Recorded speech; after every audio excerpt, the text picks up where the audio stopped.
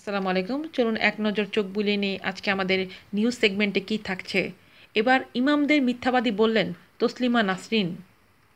এবার আজান বিতর্কে জড়িয়ে পড়া সোনু নিগমের পাশে এসে দাঁড়ালেন লেখিকা তসলিমা নাসরিন।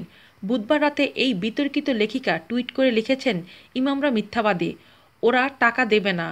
এই প্রসঙ্গেই তসলিমা উল্লেখ করেছেন, তার মুখে কালি মাখানোর জন্য একবার কলকাতারই এক ইমাম 50,000 টাকা পুরস্কার ঘোষণা করেছিলেন। তসলিমার এক বন্ধু তার মুখে কালি মাখলেও সেই 50,000 টাকা দেননি বলে টুইট করেছেন এই লেখিকা। প্রসঙ্গত, আজানের শব্দে ঘুম ভেঙে যায় বলে সম্প্রতি টুইটার বিতর্কে জড়িয়ে পড়েন ভারতের বিখ্যাত সঙ্গীতশিল্পী সোনু নিগম।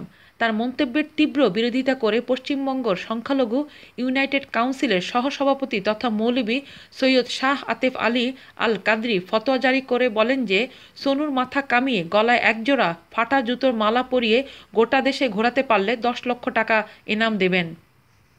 ইমামের ফতোয়ার জবাবে সোনু নিজেই সাংবাদিক সম্মেলন ডেকে গতকাল বুধবার মাথার সব চুল কেটে ফেলেন।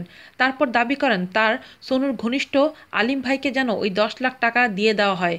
এই অবস্থার প্রেক্ষাপটে এএনআইকে কাদরি জানান, 3টের মধ্যে একটি শর্ত পূরণ হয়েছে, বাকি শর্ত পূরণ করলে তবেই মিলবে এনাম। আজ এই পর্যন্তই, সবাই ভালো থাকবেন। আল্লাহ হাফেজ।